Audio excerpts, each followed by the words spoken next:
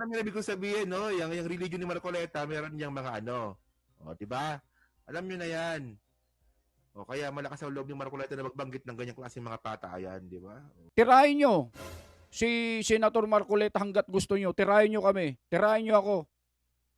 Hanggat gusto nyo, banatan nyo si Senator Marcoleta. Huwag nyo lang idadamay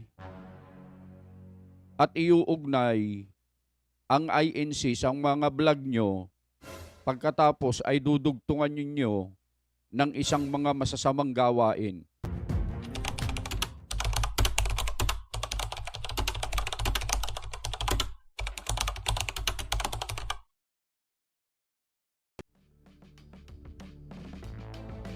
Ayun, good morning, good morning, good morning, Luzon, Visayas at Mindanao. Good morning sa ating mga kababayan dyan sa abroad, saan man po kayong dako naroroon. Nandito na naman ang inyong lingkod, Just Vlog, at muli na naman tayong magsasama-sama ngayong araw.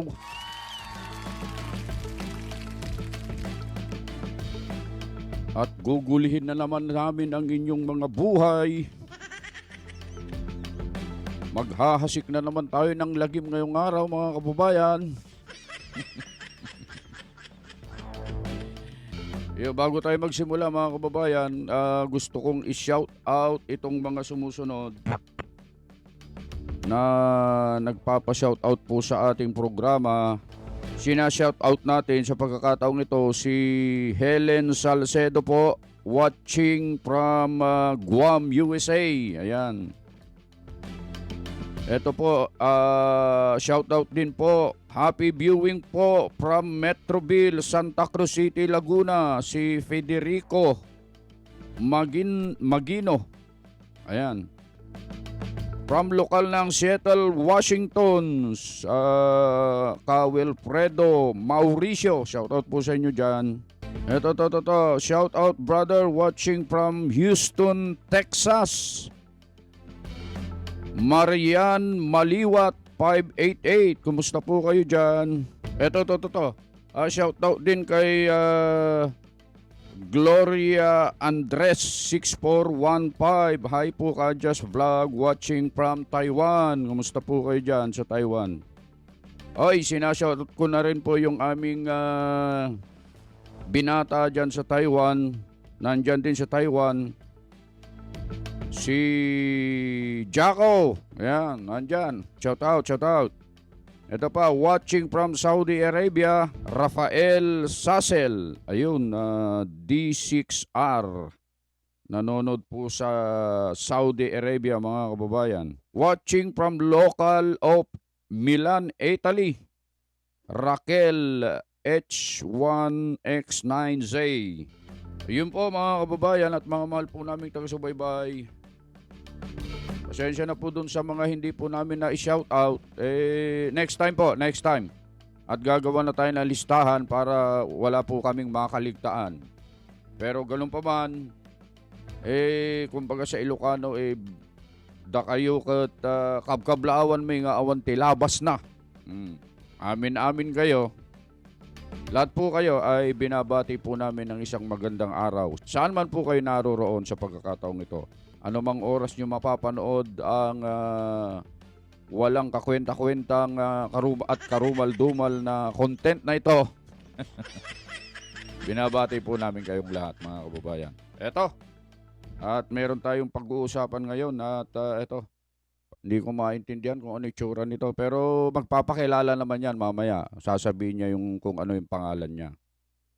Medyo hindi tumitigil tong mga ito Tuloy-tuloy po yung kanilang pagtira at pambabatikos kay Senator-elect Rodante Marcoleta at pati INC ay patuloy nilang tinitira, mga kababayan. Masyado na yatang sumosobra na tong mga ito, mga kababayan. Masyado na yata nilang inaabuso po, mga kababayan.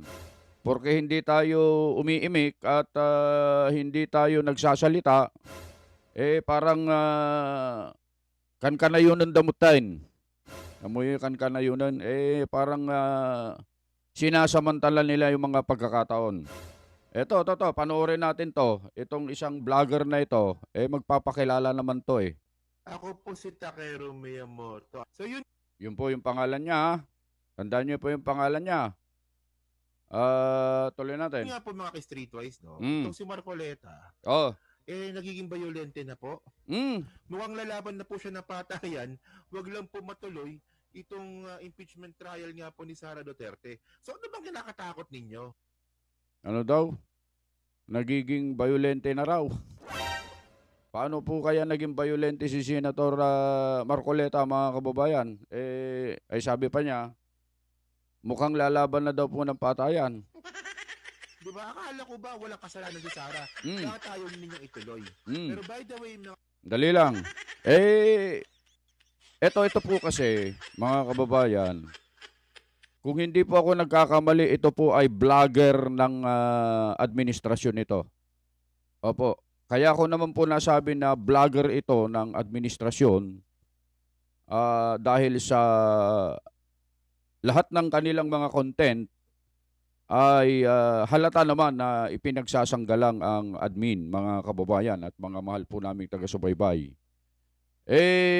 Ito po, meron siyang sinabi dito na bakit ayaw niyong ituloy? Ikaw, kung sino ka man, takkero, alam mo ba yung takke sa Ilocano? Napakabaho nun. Sobrang baho nun. Pasintaboy po sa mga kumakain po dyan. Bakit ayaw niyong ituloy? Tanungin mo yung boss mo. Ano? Tanungin mo yung amo mo.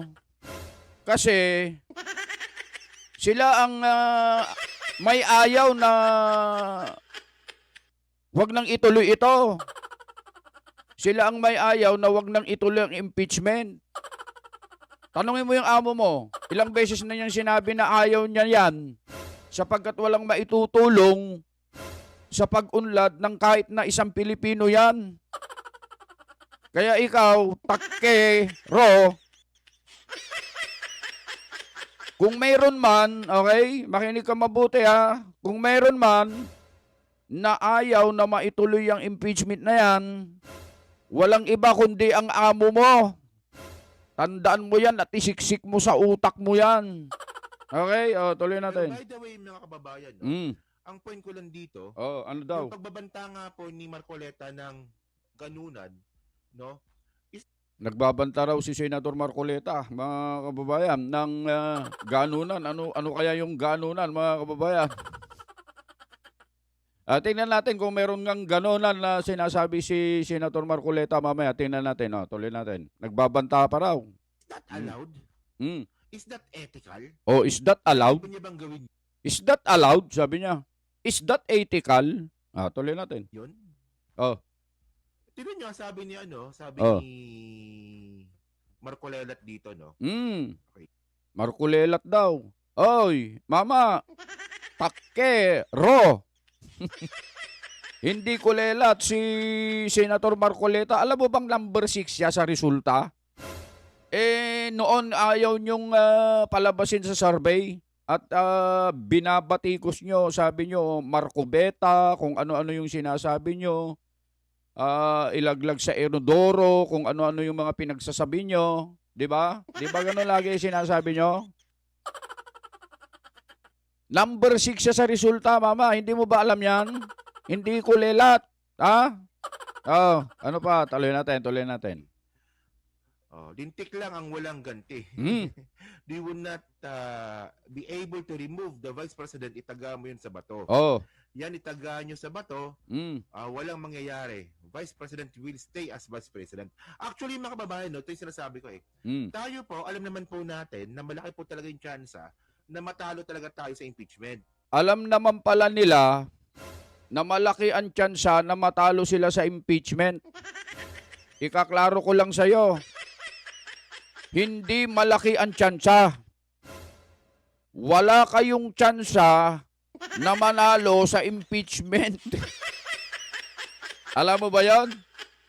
Tuloy natin. Agree tayo doon. Tanggapin po natin yung katotohanan. Tanggap. Talagang malaki po yung tsansa na matalo tayo. Sabi ko, wala kayong tsansa eh. Tayo, malaki lang yung tsansa na matalo tayo. Kasi nga po, tandaan po natin, ang dami pong maka-Duterte na senador. Ikaw na rin ang nagsabi niyan. Ang dami anyang maka-Duterte na senador. Anong ibig sabihin yan? Di mo ba naitanong sa sarili mo? Baka naman mas matalino ka ba kaysa sa mga senador na yan? Baka ikaw na lang pwedeng, ikaw na lang ang maging senador dyan at ikaw na lang ang umupo bilang senador. Baka mas matalino ka, mama, sa mga senador. Okay, eto kinu-question mo yung desisyon ng mga senador. Kaya ko naman sinabi na baka gusto mo, ikaw na lang pumalit sa mga senador. Total, matalino ka naman at magaling ka naman. Di ba? Tuloy natin. Okay. Pero ang point natin dito, mga kababayan, ano? tama ba itong sinasabi ni Marcoleta? Lintik lang ang walang ganti. Actually, yung word na po na yan, na lintik lang ang walang ganti, hindi ko po yung naririnig sa sa kalsada. Hindi ko po yung naririnig na binabanggit ng mga sibilisadong tao. Naririnig ko lang yan minsan sa mga pelikula. Yung mga naririnig lang daw niya sa pelikula yung lintik lang ang walang ganti. At least narinig mo na kay Senator Marcoleta yan para maiba naman, di ba? Okay, sige, tuloy natin. Mga pelikula, di ba? So sa pelikula, ang ibig sabihin ng lintik lang ang walang ganti, patayan po yun. Sa pelikula daw, pagka sinabing lintik lang ang walang ganti, ang ibig daw sabihin yon ay patayan, mga kababayan. Nakakatakot naman ito. Kung nandito lang siguro si Larry Gadon sa tabi ko, sisigawan niya ito. Alam niyo isisigaw nito, mga kababayan? Ha? Hindi ko na sasabihin. Tuloy natin. O di ba? Well, merong isang ibig sabihin kung talagang i-define natin. Pero kung kasaping pelikula lang naman, tsaka kung pop culture lang pag-uusapan natin, ang pagkakaintindi... Balak siguro nito ang mag-artista, mga kababayan. Kasi puro pelikula binabanggit niya rito, mga kababayan eh. Di pa... Ewan ko lang kung tatanggapin ito. Baka ultimo extra, hindi pwede ito. Tuloy natin. Kung nga po dyan sa lintik lang ang walang ganti, ganunan. Ganunan. Ang pagkaintindi ganunan daw yung lintik lang ang walang ganti. Tuloy natin. So ano ba? Wait, continue natin to So sabi niya pa dito. Ito, saan na ba? Ito. Huwag nang ituloy ang impeachment kung ayaw mapahiya. Well, saan okay lang. Walang problema. Yung sinasabi ko nga, walang problema. Kung matalo man tayo sa impeachment, okay lang po yan. Okay lang din pala eh. Wala palang problema eh. Bakit nyo pinipilit na maituloy yan? At kayo itong nag-aalburuto at pinipilit nyo na maituloy yan. Okay lang pala eh. Ba't ka pa nag-vlog?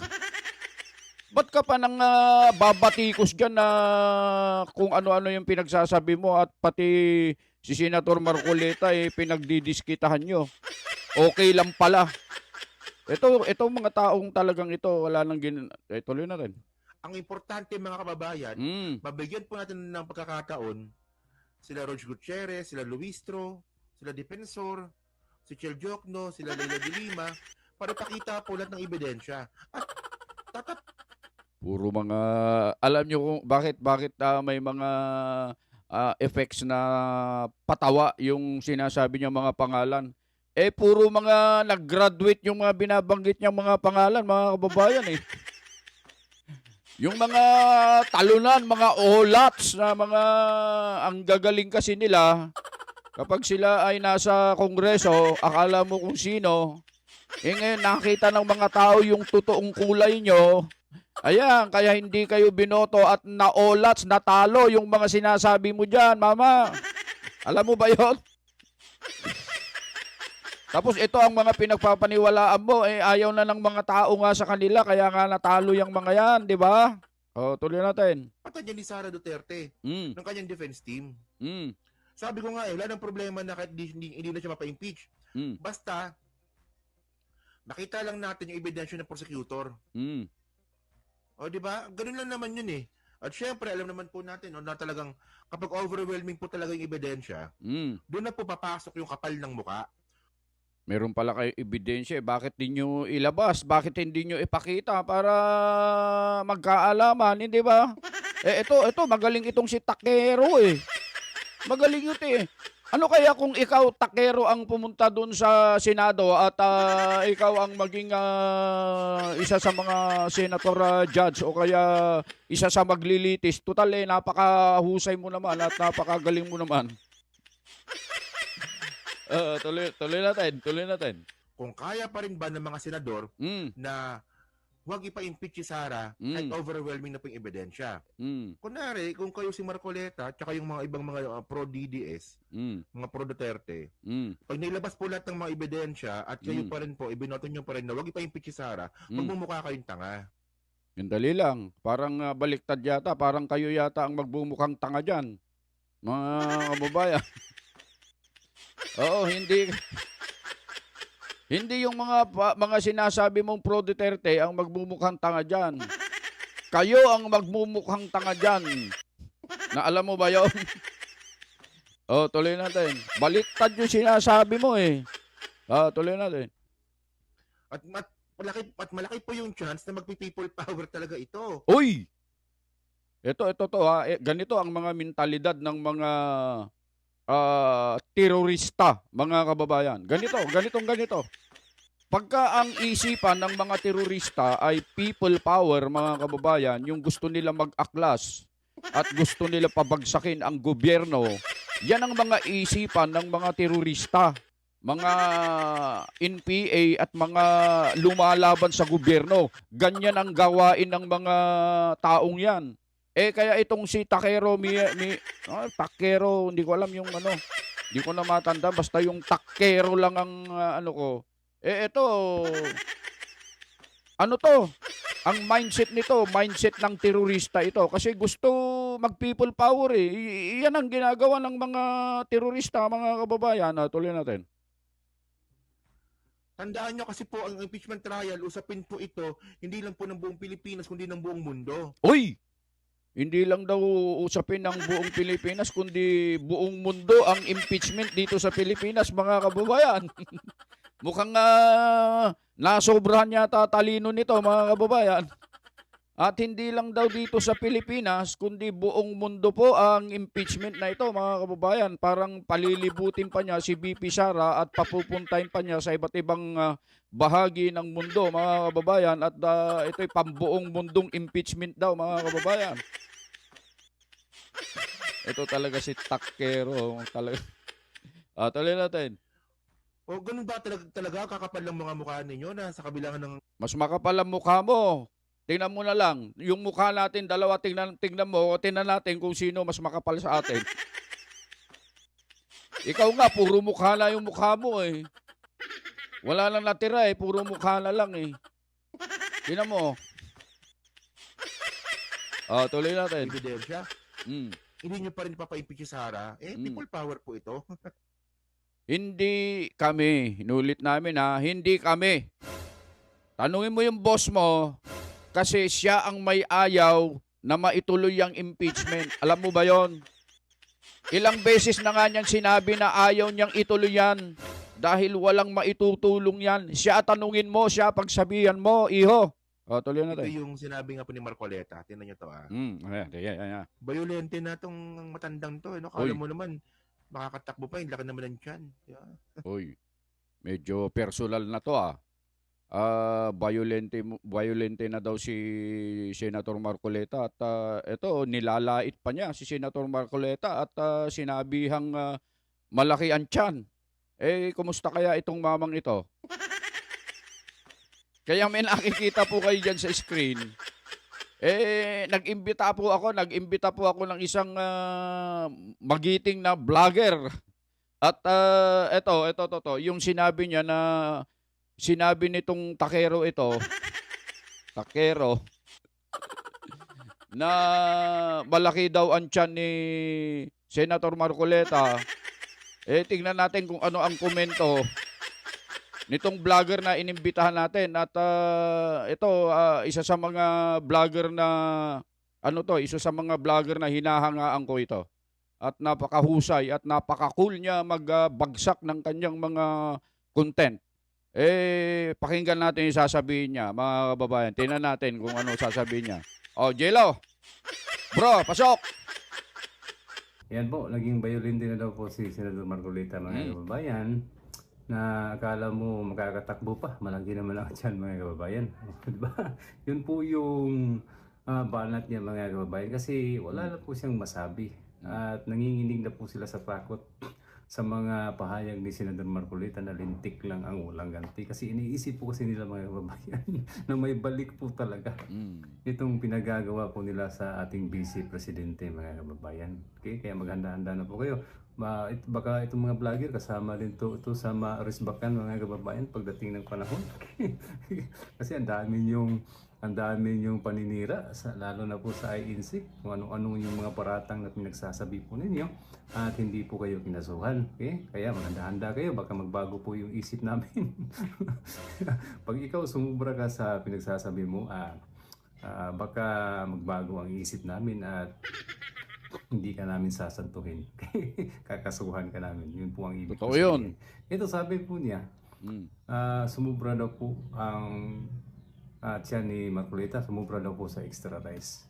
Eto, pakinggan mo to Takero. Pakinggan mo to. Pakinggan mo to. Okay? Kaya ito, tingnan po natin, mga kababayan. Tingnan po natin ang tao. Hindi, wag mo lang parang pakinggan. Tignan mo rin. Ha? Tignan mong mabuti, ha?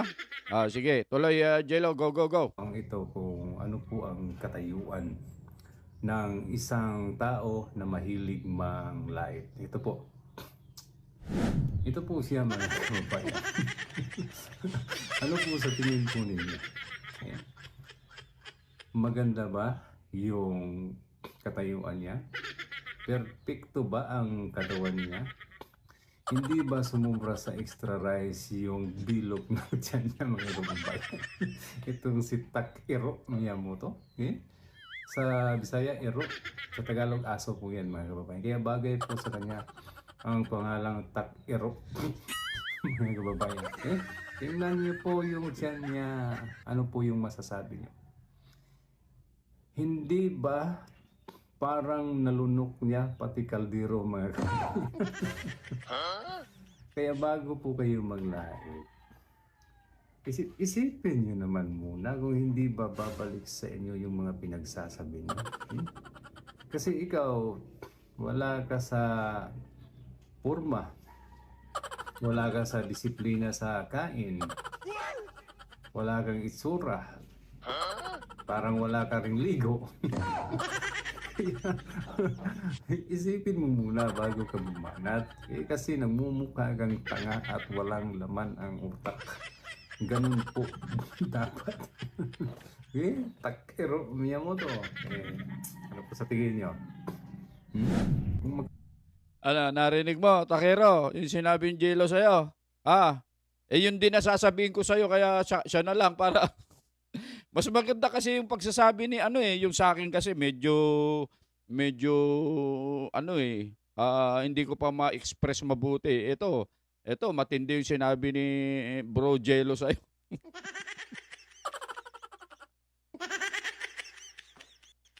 Hindi ko mapigilan. Tuloy natin. Panglait ka, akala mo gwapo kang tao. Hindi nga ako nalalait na mas lamang ako sa inyo ng 1,000. Totoo yun, bro. Baboy ka talaga. Tuloy mo natin, mga kababayan. Yan. Arik mo, meron pa siyang sinabi doon eh. Hindi ko na ipapapanood 'yon, pero alam mo sinabi niya sa'yo, Takero. Yung tiyan mo, nanlalait ka na malaki ang tiyan ni Senator Marcoleta. Ikaw para kang nakalunok ng palayok. Alam mo yung palayok? Yung pinagsasangagan ng mga kanin na tira-tira ng gabi pag umaga, ganun kalaki. Buti nga yung sa kanya kay Jello, sabi niya kaldero lang nalunok mo yung sa akin palayok wag ka manglalait na manglait. Kung manglait ka naman kasi, tingnan mo muna yung sarili mo. Tingnan mo muna yung sarili mo bago ka manglait. Pambira ka naman tuloy natin. Tingnan nyo. Sabi ko na sa inyo. Tingnan nyo, di ba? Yung tiyan ni Marcoleta parang Yan, nanglalait na naman Alam mo, ikaw, takero, para kang nakakain ng arroz caldo na panis, na punong-puno ng Ajinomoto, na galing sa simenteryo. Takero, alam mo ba yon? Ha? Tuloy. Sige, continue nga natin. Sige. Ngayon po, masasabi ko na sa inyo. Lintik lang ang walang ganti. Umanda sila. Ito pong impeachment na kinakasa nila, bahala sila. Lintik lang ang walang ganti. No, hindi, by the way, kayo, i-comment nyo nga dyan sa baba, no? Kasi ako, pagkakaintindi ko talaga, no? Lintik lang ang walang ganti. Gantihan po yun ng buhay, no? Dadanak po ang dugo. Ito talagang, wala talagang... Pagka talagang ganito lang ang utak, pagka ganito lang kaliit ang utak, ganyan ang mga sinasabi. Opo. Mantakin mong lintik lang ang walang ganti, binigyan ng pakahulugan na parang dambuhalang napakalaki at mas malaki pa sa mundo. Lintik lang ang walang ganti, ginawang patayan na. Pambira talaga itong si... Kaya kayo, yung mga nanonood sa kanya, ito ba ang klase ng vlog? Pagtsitsagaan nyo? Lintik lang ang walang ganti. Ginawa niyang karumal-dumal na at napaka-violente na akala mo naman ay libo-libo na ang namatay. Tuloy natin.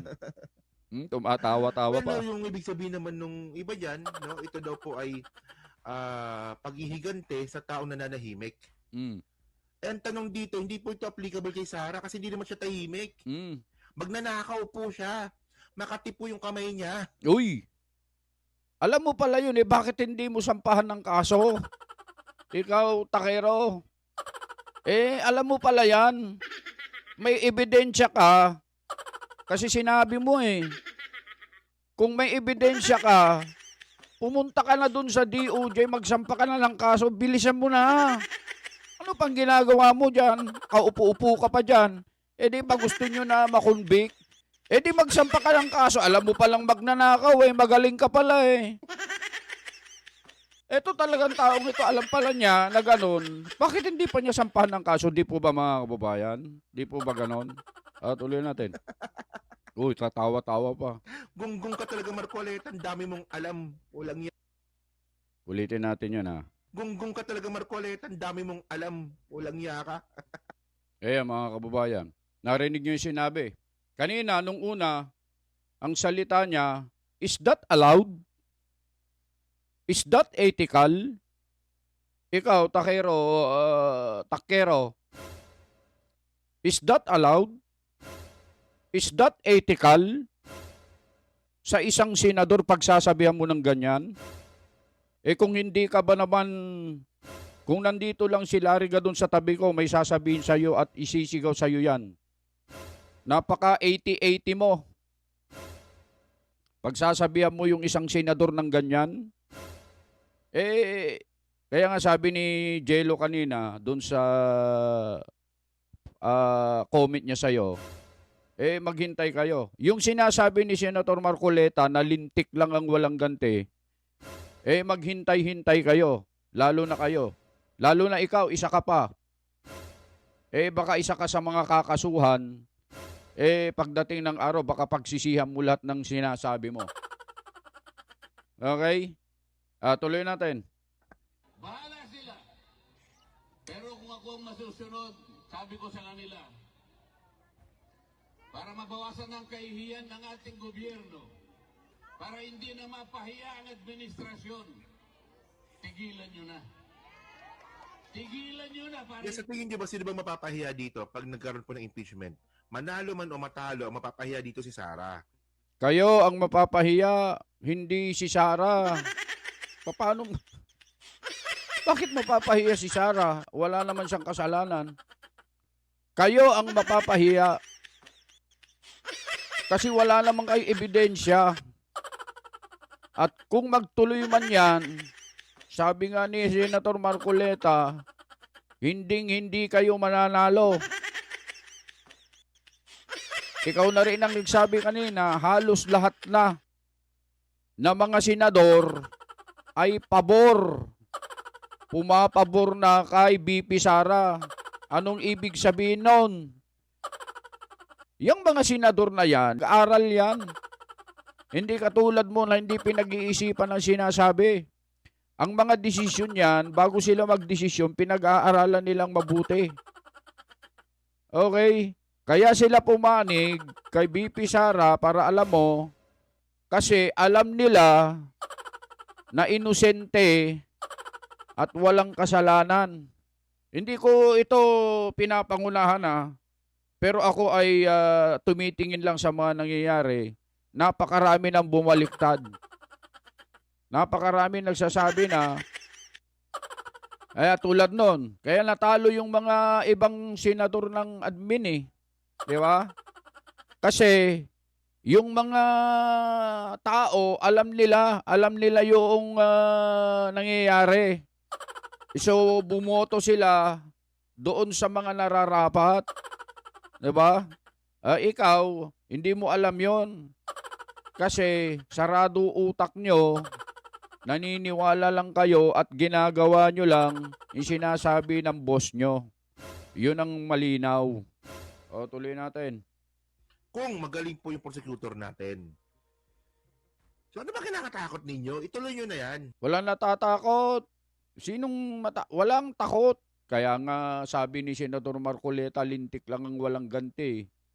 Kayo ang takot, hindi. Binabaliktad nyo kung gusto nyo mapahiya, ituloy nyo. Hindi rin naman kayo mananalo. Kahit saan tayo mapunta, hindi mananalo. O yan na naman, di ba? Nagiging violente na naman. O, lintik lang ang walang ganti, kahit saan tayo mapunta. Ayan po yung word po ng mga sanggalo po sa kalsada. Ayan po yung mga ayan po yung mga lingwahe po ng mga manginginom, no? At saka ng mga siga po sa kalsada. Ayun yun Is that ethical, Marcoleta? And by the way, mga kababayan, Ayan na naman. Is that ethical, Marcoleta? Kanina, ano sabi mo kay Senator Marcoleta? Walang hiya talaga itong Marcoleta na to. Is that ethical din? Ikaw, takkero? Agat takke? Ha? Is that ethical din? Nasabihin mo sa isang senador yan? Kung hindi ka ba naman Larry Gadon! Yun na lang, para hindi ko masabi yung sinasabi ni Larry Gadon, lang sasabihin ko na lang sa'yo, Larry Gadon! kung mabalikan nga po natin yung sinabi nga po ni Marcoleta na lintik lang ang walang ganti. Tapos, kahit saan tayo mapunta, so ibig sabihin ano ba? Kasi pag sinabi mong kahit saan tayo mapunta hanggang patayan, kahit sa patayan tayo mapunta, kasi kahit saan tayo mapunta So kahit sa patayan tayo mapunta, lalabanan mo ang impeachment trial ni Sara Duterte. Napaka Larry Gadon talaga ng taong ito. Larry Gadon! Binibigyan niya ng pakahulugan, ng maling pakahulugan yung sinabi ni Senator Marcoleta. Pakinggan mo to ha. Paliwanag ko sa'yo Paliwanag ko sa'yo. Yung sinabi ni Senator elect Rodante Marcoleta na lintik lang ang walang ganti. Ibig sabihin yan, para alam mo, ikaw takkero, babalikan niya yung mga ng alipusta, ng lait, at ng usig sa kanya nung panahon na siya ay nangangampanya, nasa Kongreso, kung ano-ano yung ginagawa sa kanya, inaaway pat kung ano-ano, at kasama na yung mga vlogger. Ulitin ko, kasama yung mga vlogger, at ipanalangin nyo na lang na magbago isip niya kasi baka pati kayo ay paiimbestigahan niya at tatawagin kayo sa Senado para kayo ay maimbestigahan. Yun ang ibig sabihin na lintik lang ang walang ganti. Ikaw, Takero, hindi yung sinasabi mo na patay-patay. Alam naman natin, di ba, na may grupo yung ano na yan. Yung religion ni Ulit. Medyo meron akong narinig na hindi maganda. Alam naman natin, di ba, na may grupo yung ano na yan. Yung religion ni Marcoleta. Alam naman natin na, di ba? Ano, kakasuhan pa tayo nito po tayo. O, di ba? O, diba yan? Ano ang ibig kong sabihin, no? Yung religion ni Marcoleta, meron niyang mga ano. O, di ba? Alam niyo na yan. O, kaya malakas ang loob ni Marcoleta na magbanggit ng ganyang klaseng mga patayan, di ba? Mga kababayan, itong huling sinabi niya bilang pagtatapos ng video niya ay hindi natin palalagpasin to.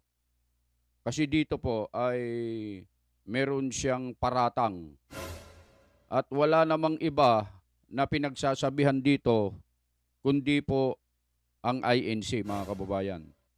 Kasi po, ang religion po na Senator Marcoleta ay INC, mga kababayan. Sabi niya rito sa kanyang vlog ay alam naman natin, sabi niya, na may grupo dyan.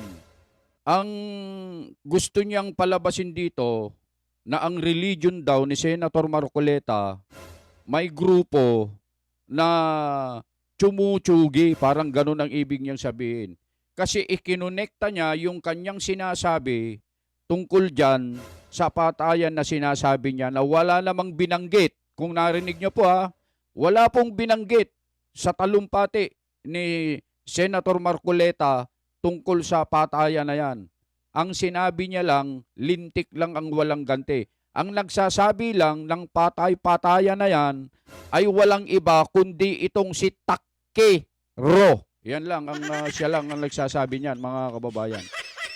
Parang pinalalabas ng Takerong ito na mayroon pong mga grupo sa loob ng INC na nagsasagawa ng patay-patay na sinasabi ng taong ito.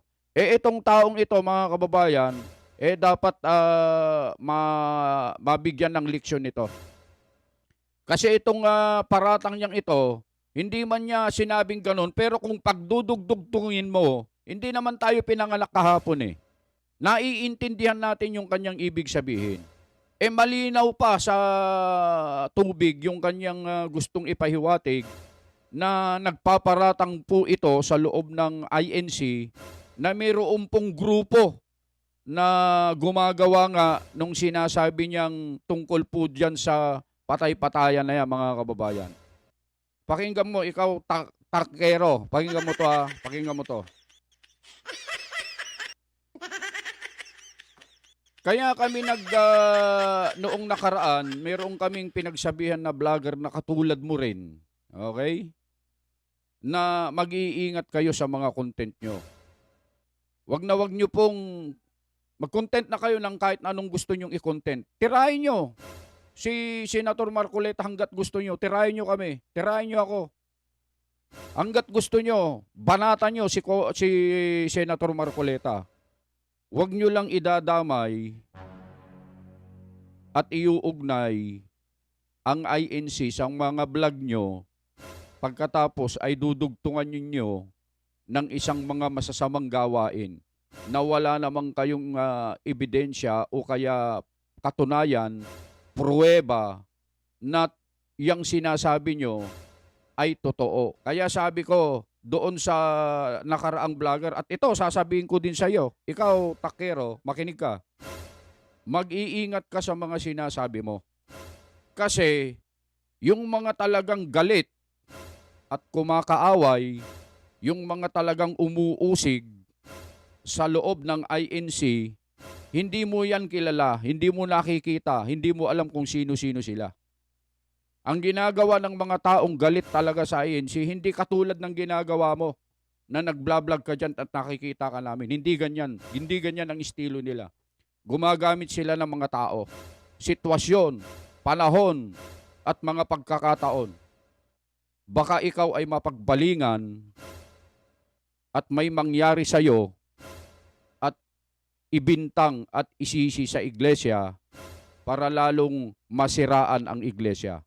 Kaya ikaw takero, mag-iingat ka sa mga content mo. Baka ikaw ay mapagbalingan ng mga tunay na galit sa iglesia at mga taong nang uusig talaga sa iglesia. So yun lang ang maipapayo ko sa iyo.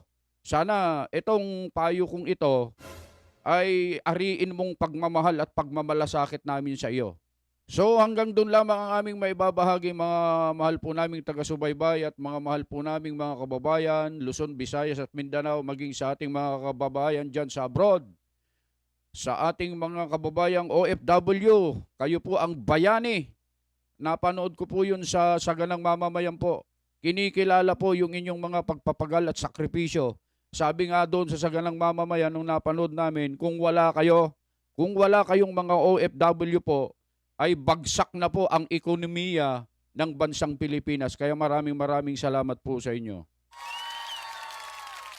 Mabuhay po kayo at saman po kayo naroroon sa pagkakataong ito, lagi po kayong mag-iingat po sa inyong mga paggawa.